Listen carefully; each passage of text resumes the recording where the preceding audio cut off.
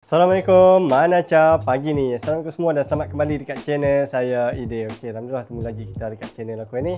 Alright gang, macam mana apa tengok tajuk aku ni, yang mana aku nak review sebiji kereta daripada Matchbox lagi. Yang ni kereta Audi. Yang ni Audi TT RS Coupe. Okey. So aku tak pernah review lagi brand Audi dan ni first time kereta Audi yang aku ada. Jom aku review di kampung Matchbox Audi TT Coupe ni. Kita tengok dia punya detail lawa ke tak lawa. Okey. So jom aku review di kampung. Okay geng, so hari ni aku nak review dekat apa Matchbox Audi TT RS Coupe.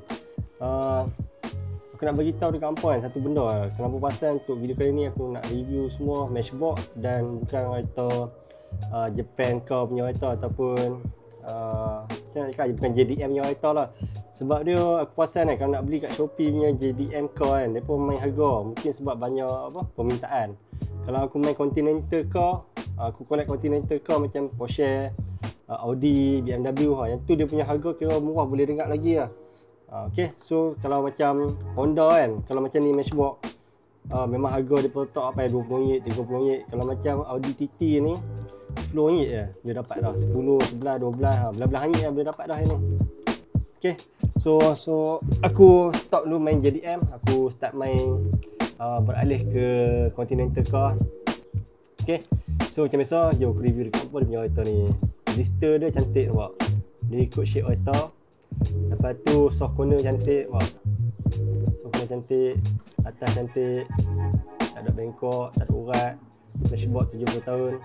Untuk Audi TT RS Coupe ni dia ada banyak-banyak colour, apa boleh pilih lah. Nanti aku letak di Shopee, apa pilih lah kenapa yang peminat.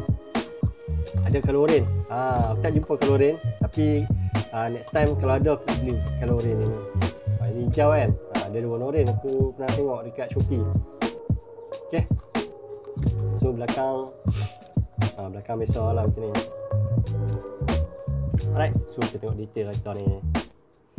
Okay, first sekali apa dia tengok dia punya cat tu, dia metallic green ataupun leaf green, tapi ada metallic warna silver tu.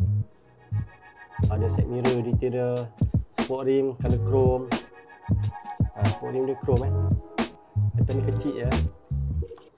Detail belakang ada tak ada ni apa, tak ada number plate. Lampu ada straight line, logo Audi, ada logo TT RS. Cantik lah detail dia, sekecil-kecil ala pun dia pun boleh buat. Okay, bahagian depan detail lampu ada, detail grill hitam ada. Nampak detail lampu dia cantik. Set mirror ada, detail atas pun lawa, detail dalam pun cantik. Nampak dalam ni colour grey. Dia left hand drive. Okay, base bawah dia plastik Audi TT RS made in Thailand.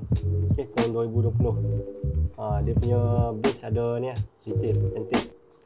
Untuk bahagian belakang kita tengok tahun dia keluar, tahun 2023. Okay, so siapa nak main kereta murah Matchbox ni, aku tak ni Shopee kat bawah ni, apa boleh beli kat situ lah. Boleh lah kalau nak consider main JDM harga kerah kan, kita beralih ke kereta konti lah, murah sikit. Okay, so kalau ada benda nak tanya boleh komen kat bawah. Jumpa lagi dekat next video aku yang akan datang. Jangan lupa subscribe, komen, like dan share. Okay, bye. Assalamualaikum, mana cap pagi ni.